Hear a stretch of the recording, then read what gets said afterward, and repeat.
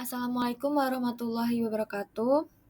Saya dan teman-teman dari kelompok 7 ingin mempresentasikan hasil diskusi kami mengenai surface investigation. Sebelumnya, kelompok 7 beranggotakan saya sendiri, Hasifa Azra Kamila dengan NIM 053, Ola Ayu Fazila dengan NIM 113, Arina Manasikana dengan NIM 130, Nazifa Aribah dengan NIM 166, Anggita Bella dengan NIM 201. Untuk outline pembahasan kami sendiri itu ada pendahuluan, dasar teori, tahap surface investigation, dan kesimpulan.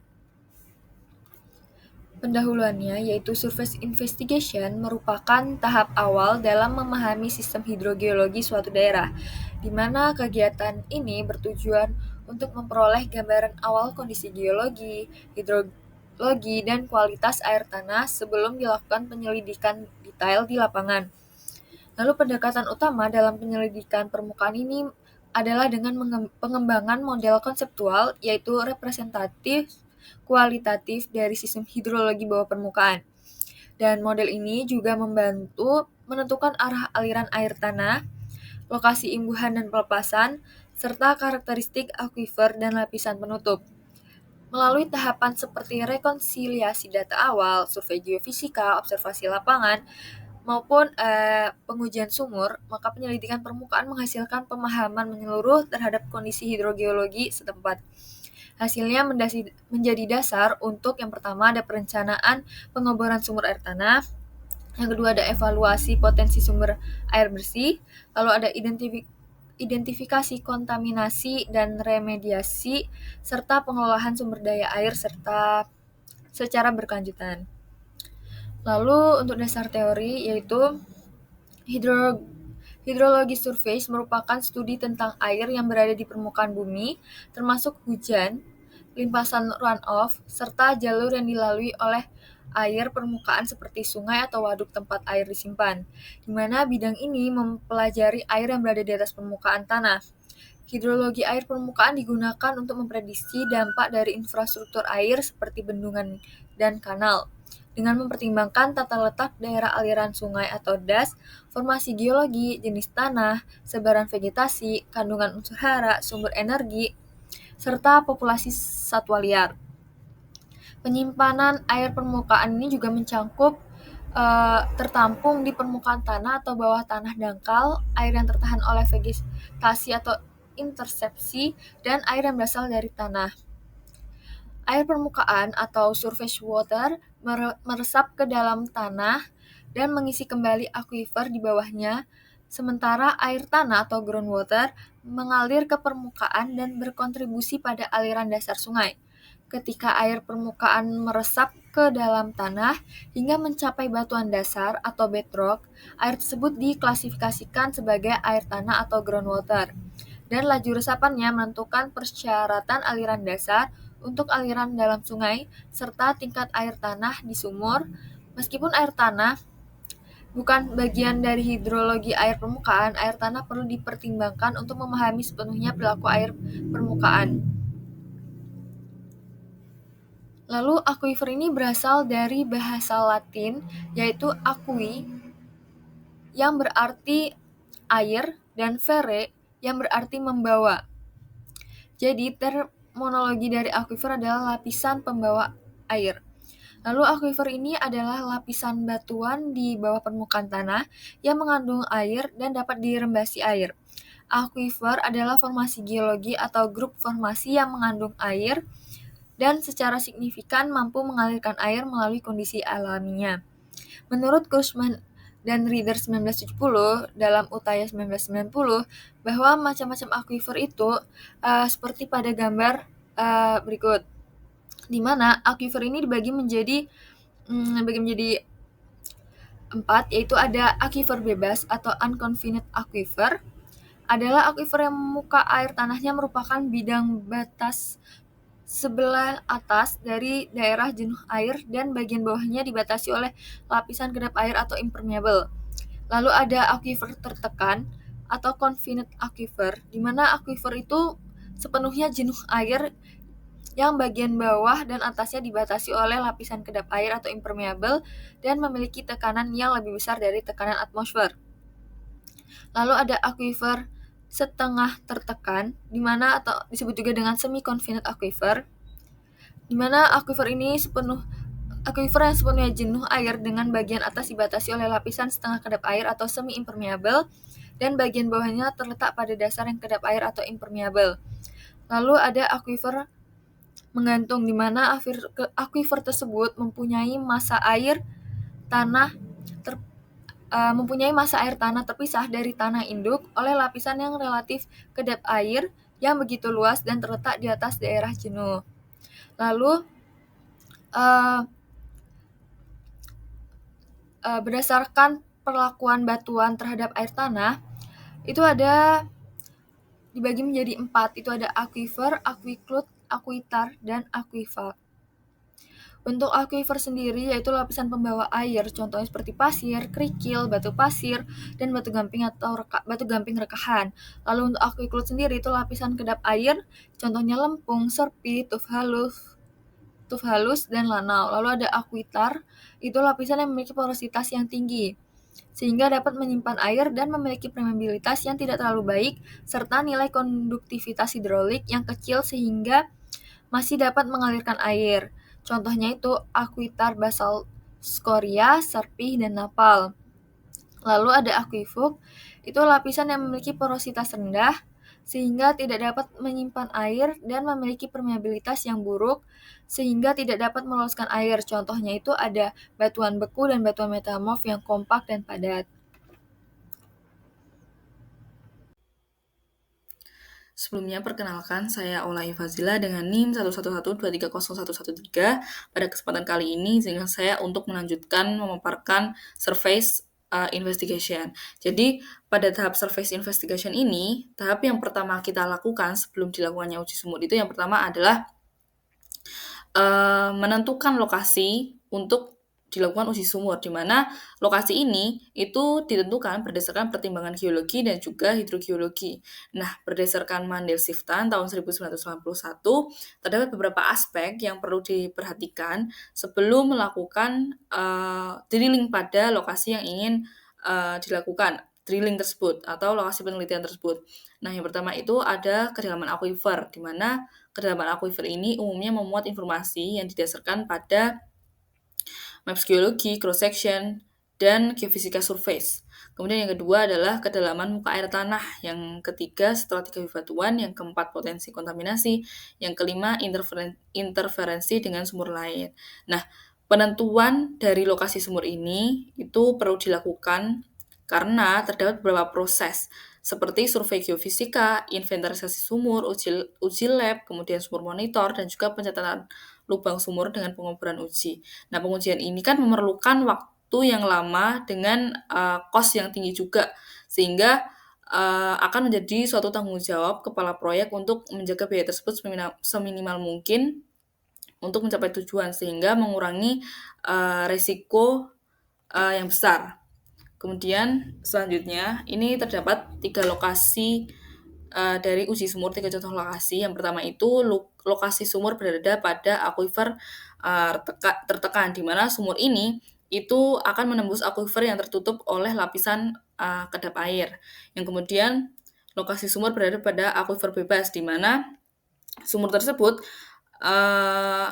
akan menembus lapisan yang tanpa tertutup oleh lapisan kedap air. Kemudian ada juga sumur berada pada aquifer tertekan pada lokasi tambang. Kemudian tahap surface investigation yang selanjutnya itu adalah dilakukan pengeboran dan konstruksi sumur, di mana terdapat 4 jenis sumur berdasarkan cara konstruksinya. Yang pertama itu ada sumur gali, di mana umumnya memiliki ciri yang dangkal, kemudian digali secara manual menggunakan skop tangan hingga bawah permukaan, dan penggalian dihentikan ketika jumlah air tanah yang masuk ke dalam lubang itu telah melebihi kapasitas dan harus dilapisi dengan batu atau semen.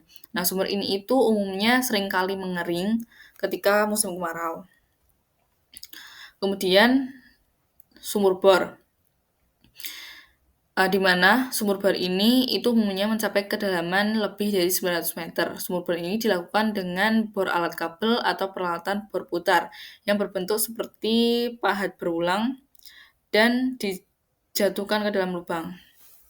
Pada gambarnya kan ini. Kemudian ada juga sumur tancap, di mana untuk akuifer dangkal, titik sumur disaring di bagian bawah pipa dan relatif sederhana sehingga lebih ekonomis untuk dipasang. Kemudian ada sumur horizontal yang biasanya uh, berada di bawah aliran sungai. Kemudian lanjut ke pengembangan dan uji sumur, di mana uji kompleks sumur ini merupakan pengujian untuk mengetahui potensi produksi sumur serta memberikan informasi tentang kebenaran targeting yang dicapai dalam pemboran meliputi data zona permeabel. Kemudian, jika tidak dilakukan uji kompetensi sumur test, maka daerah feed zone atau zona permeabel atau adanya indikasi kerusakan sumur tidak akan diketahui. Selain itu, estimasi produksi itu juga tidak akan akurat karena data yang dihasilkan dari uji permeabilitas itu sangat berpengaruh pada uji produksi maupun perbaikan sumur. Kemudian tahap pengolahan data itu dimulai untuk menghitung yang pertama adalah injeksivitas, di mana dapat dihitung menggunakan persamaan I sama dengan W per P, di mana W ini merupakan selisih laju pemompaan dengan satuan LPM dan juga P itu merupakan selisih tekanan dengan satuan KSC. Kemudian dilakukan perhitungan kapasitas spesifik atau KS, yaitu besaran kapasitas spesifik yang menunjukkan kemampuan reservoir untuk menampung fluida yang ditunjukkan oleh hubungan antara tekanan pompa, yaitu laju pemompaan, dan juga perubahan permukaan cairan, di mana semakin kecil pengaruh perubahan laju pemompaan terhadap permukaan cairan, maka semakin besar kapasitas spesifik sumur dan sebaliknya. Kemudian, yang ketiga yaitu perhitungan kapasitas spesifik. Besaran kapasitas spesifik itu merupakan besaran yang menunjukkan kemampuan reservoir untuk menampung fluida yang ditunjukkan oleh hubungan antara tekanan pompa, yaitu laju pemompaan, dan juga perubahan permukaan cairan. Semakin kecil pengaruh perubahan laju pemompaan terhadap permukaan cairan, maka semakin besar kapasitas sumur, dan sebaliknya. Itu menggunakan rumus KS, yaitu Q per LI dikurangi delta IQ, di mana KS itu merupakan kapasitas spesifik dengan satuan LPM per KSC. Kemudian Q itu merupakan laju pemompaan dengan satuan LPM, kemudian delta LI yaitu permukaan air pada saat TKS, kemudian delta IG yaitu permukaan air pada saat dipompakan dengan laju pompaan dalam satuan meter. Kemudian dilakukan pengujian transmisivitas atau KH, di mana dihitung dengan metode Horner plot dan sistem analisa tekanan transient. Transmisivitas mencerminkan kemudahan cairan melewati suatu formasi batuan, sehingga semakin besar harga transmisivitas berarti semakin mudah cairan melewati formasi. Begitu juga sebaliknya. Kemudian pengembang lanjut, di mana uji transmisivitas ini dapat dilakukan atau dihitung menggunakan persamaan, yaitu 2,303 dikali Pi dikali Q per 3 dikali 3,14 dikali M, di mana KH ini atau transmisivitas ini menggunakan satuan desimeter, kemudian Pi yaitu viskositas air pada suhu tertentu menggunakan satuan Pascal kali S, kemudian Q yaitu laju pemompaan sebelum stop pompa dengan satuan meter kubik per detik, kemudian meter M yaitu kemiringan grafik atau Horner slope dengan satuan N per meter kuadrat per cycle. Kemudian dapat dihitung juga skin factor, di mana skin factor ini merupakan besaran tak berdimensi yang merupakan ukuran dari perubahan kondisi formasi di sekitar lubang bor. Kemudian masuk pada tahap surface investigation atau surface geofisika, di mana surface geofisika ini kan ada banyak ya. Yang pertama itu ada electrical resistivity, di mana metode ini itu dilakukan menggunakan nilai resistivitas. Jadi untuk membantu membedakan jenis material yang ada di permukaan tanah tanpa dilakukan penggalian. Jadi metodenya ini dilakukan di atas permukaan. Dengan nilai resistivitas itu dapat mengidentifikasi material seperti lempung, lanau, pasir, atau kerikil. Kandungan air dalam batuan serta konduktivitas spesifik air tanah akan memengaruhi variasi nilai resistivitas listrik dari batuan tersebut. Tujuan dari metode ini itu yang pertama itu untuk menentukan stratigrafi bawah permukaan, kemudian juga dapat memetakan plam atau sebaran kontaminan, kemudian untuk menentukan sumur terbengkalai, kemudian untuk memetakan batas air tawar dan asin dan menunjukkan orientasi rekahan. Kemudian metode geofisika yang kedua itu adalah electromagnetic induction, di mana prinsip dasarnya itu memanfaatkan gelombang elektromagnetik yang dihasilkan oleh kumparan pemancar transmitter coil untuk menembus lapisan tanah atau batuan. Jadi gelombang ini itu akan menghasilkan si arus eddy atau eddy current yang di dalam material konduktif seperti air tanah atau mineral yang menghantarkan listrik. Yang kemudian arus tersebut akan menghasilkan medan magnet sekunder yang ditangkap oleh kumparan penerima atau receiver coil di permukaan. Nah, tujuan dari electromagnetic induction ini ya, yang pertama adalah memetakan kontaminan organik yang bersifat konduktif, kemudian menemukan utilitas bawah tanah, tangki, atau drum yang terkubur, dan untuk menemukan sumur-sumur terbengkalai, kemudian untuk melakukan profil stratigrafi, dan juga menentukan batas antara air tawar dan air asin. Mungkin sekian pemaparan dari saya dan akan dilanjutkan oleh rekan-rekan kelompok saya. Terima kasih. Selanjutnya, kita akan membahas mengenai lanjutan dari metode geofisika, di mana metode geofisika ada 6. Yang ketiga adalah seismic refraksi dan juga refraction, di mana nantinya ketika kita menggunakan sebuah alat yang akan memancarkan suatu elektromagnetik, dia bisa berguna untuk menentukan atau melihat jumlah litologi yang ada di bawah permukaan. Nah, seismic refraksi dan juga seismic refleksi menurut Heini 1988 digunakan untuk yang pertama adalah memetakan permukaan atas batuan dasar atau bedrock dan juga saluran yang tertimbun. Karena memang suatu elektromagnetik dia akan bisa menembus ke bawah permukaan. Lalu yang kedua yaitu mengukur kedalaman muka air tanah. Dan yang ketiga adalah menunjukkan orientasi rekahan dan yang terakhir adalah menentukan stratigrafi bawah permukaan. Nah, selanjutnya adalah ground penetrating radar atau GPR, di mana nantinya suatu gelombang elektromagnetik dia akan merambat dan juga merespon terhadap perubahan sifat elektromagnetik di bawah permukaan yang dangkal. Lalu perbedaan permitivitas relatif antara material terbelakang dan juga target atau antara dua lapisan yang berbeda menurut Becker tahun 2007. Nah, metode ini digunakan untuk yang pertama menentukan benda-benda yang terkubur karena memang dia nantinya akan merambat di bawah permukaan tanah yang dangkal. Lalu yang kedua adalah mengukur kedalaman muka air tanah yang dangkal. Yang ketiga mendeteksi wadah atau kebocoran yang tertanam. Dan yang terakhir adalah membedakan saluran pelarutan dan juga rongga bawah tanah. Lalu pada tahap survei geofisika yang selanjutnya adalah magnetometri, di mana magnetometri adalah sebuah pengukuran momen magnetic total atau global magnetic moment dari suatu sampel terhadap parameter eksternal, yaitu umumnya adalah teknologi SQUID atau Superconducting Quantum Interference Device untuk mengkarakteristikan suatu material magnetik. Nah, teknik ini digunakan untuk memberikan pemahaman mengenai sifat-sifat magnetik seperti korsitivitas, remanensi, dan juga kerentaan magnetik atau susceptibility. Lalu yaitu yang metode ini penting untuk dilakukan dalam analisis material berukuran nano seperti nanowire atau nanotube menurut Steno tahun 2018.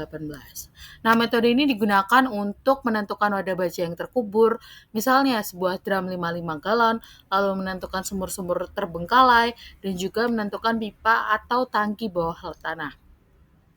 Lalu metode selanjutnya adalah gravity, di mana gravity adalah sebuah metode eksplorasi geofisika yang memanfaatkan variasi medan gravitasi yang dihasilkan oleh variasi densitas di bawah permukaan bumi.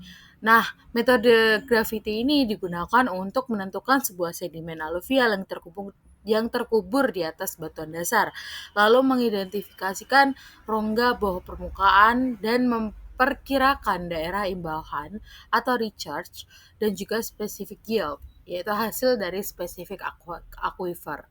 Lalu yang terakhir adalah geofisika well logging, di mana ada beberapa uh, metode yang bisa kita gunakan. Nah, metode survei geofisika ini memiliki banyak kegunaan dalam hidrogeologi. Misalnya untuk yang pertama mengidentifikasi suatu zona yang mempunyai permeabilitas yang tinggi. Lalu yang kedua adalah menentukan lapisan lempung, mengetahui zona salinitas, melacak perubahan kualitas air sepanjang lubang bor, lalu menentukan arah aliran vertikal di dalam sumur.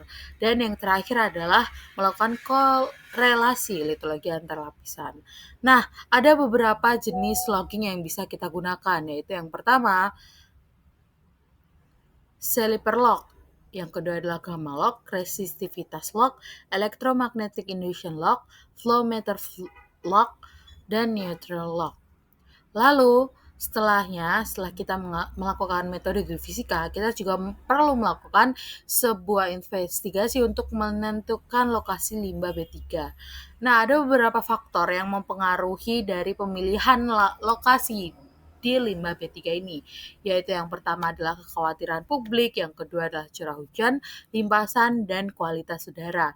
Nah, untuk tahap investigasi lokasi limbah B3 itu dibagi menjadi 3 fase, yaitu yang pertama adalah studi literatur, di mana studi literatur ini digunakan untuk perencanaan awal. Jadi kita harus melakukan studi pustaka untuk melakukan suatu perencanaan.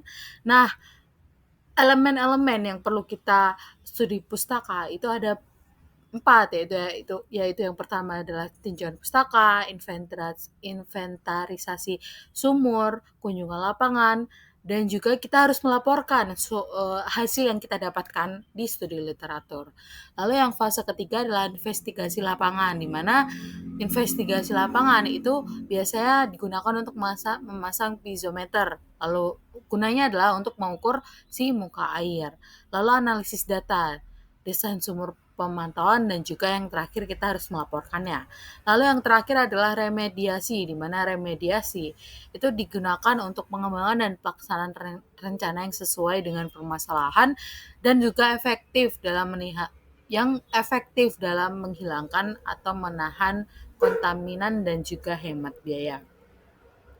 Lalu yang selanjutnya adalah sumber air panas, di mana mata air merupakan suatu titik atau area luapan air tanah alami ke permukaan. Nah, ada beberapa informasi yang harus kita lakukan untuk kita menentukan lokasi sumber mata air panas, yaitu yang pertama adalah evaluasi dari tata letak topografi, jenis sistem, dan juga luas area, evaluasi tata letak hidrogeologi, jenis luapannya seperti apa, jenis vegetasi, tanah, dan juga kita harus memfoto area mata air itu. Lalu yang ketujuh adalah sampel air, debit air juga kita harus mengukurnya, konduktivitas suhu dan bakteri, menentukan apakah air tersebut terlindungi atau tidak. Lalu untuk menentukan hasil sumur, kita bisa melakukan dengan uji kapasitas spesifik atau specific capacity test, di mana laju pemumpaan dan juga perubahan muka air diamati selama jangka waktu tertentu. Langkah pertama adalah mengukur muka air awal di dalam sumur, biasanya selama 1 jam, untuk menentukan laju pemumpaan yang sesuai dengan aquifer jangka panjang. Lalu setelah itu, sumur dipompa dengan laju yang konstan dan juga perubahan muka air dapat diamati.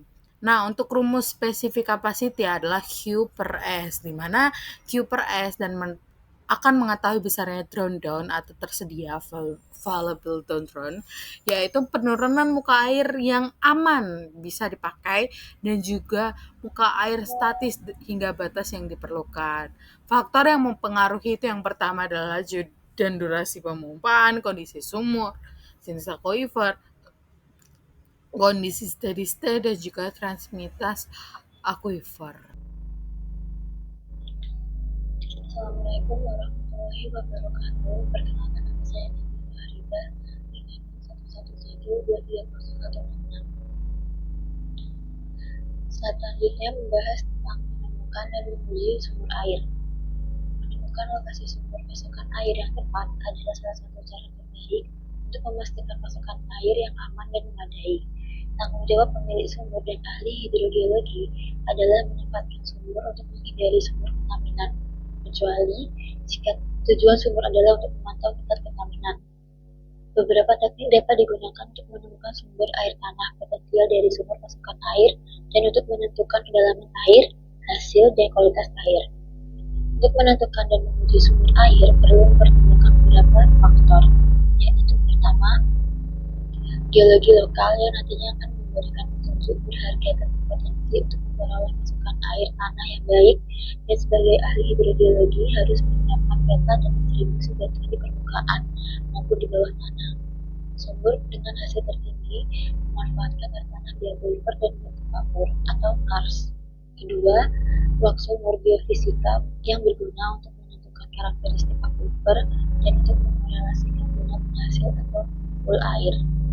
Sumber yang gagal biasanya terlalu dangkal, diselesaikan, disaring, atau diakhiri dengan cara lain agar dia berpori dengan porositas efektif atau konduktivitas hidrolik yang kecil, atau tidak memotong bertahan dan mengandung air.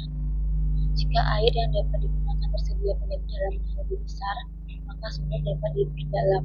Seringkali, sumber yang dibor dan diselesaikan di batuan dasar tidak dapat dengan mudah diperdalam, tetapi terkadang dapat dibuat lebih produktif dengan meningkatkan permeabilitas rekahan melalui teknik yang disebut hidrofaktur. Selanjutnya ada perawatan sumur atau well maintenance. Yang pertama ada deteksi dan koreksi masalah dini. Perawatan melibatkan deteksi dini dan koreksi terhadap masalah yang berpotensi mengurangi kinerja sumur, termasuk pertama ada kerusakan pada pompa atau sistem pengangkatan air, kedua endapan atau kerak yang menutup skrin sumur, ketiga korosi pada casing atau bagian logam lainnya, keempat penurunan muka air atau penurunan produktivitas sumur.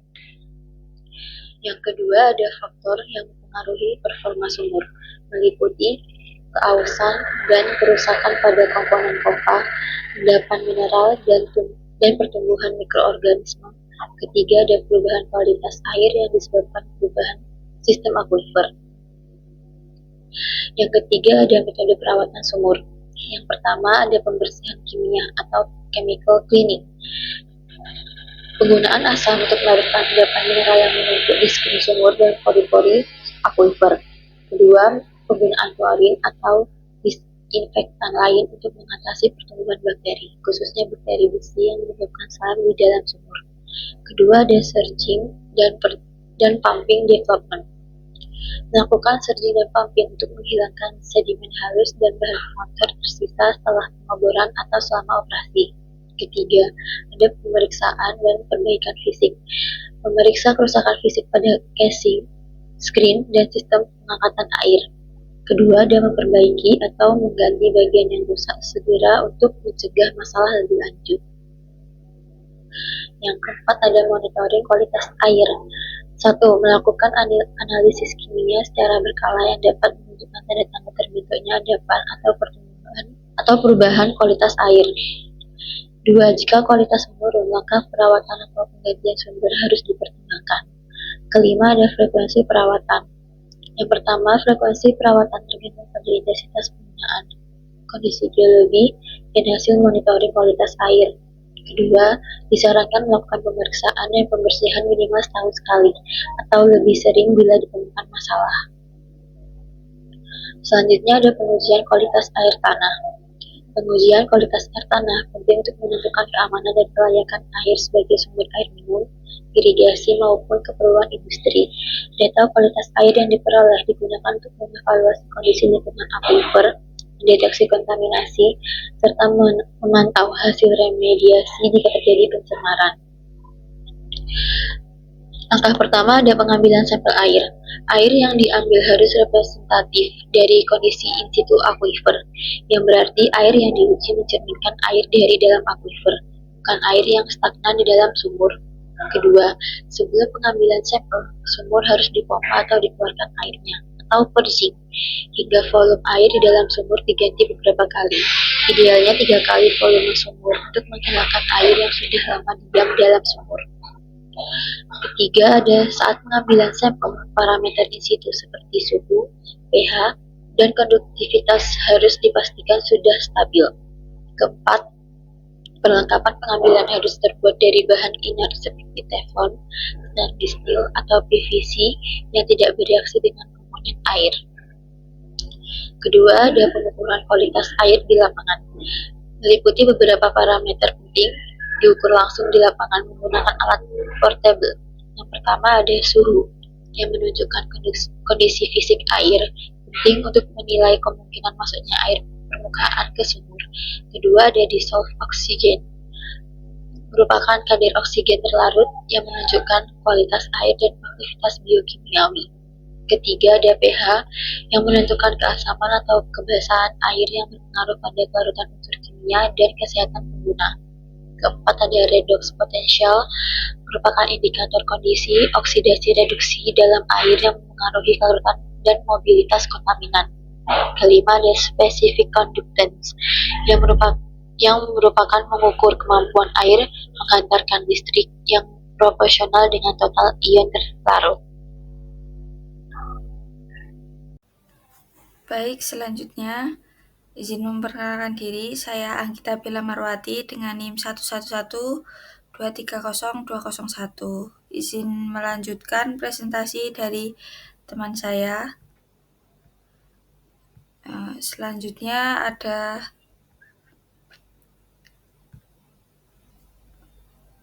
pengujian kualitas air tanah. Yang kedua adalah pengujian laboratorium.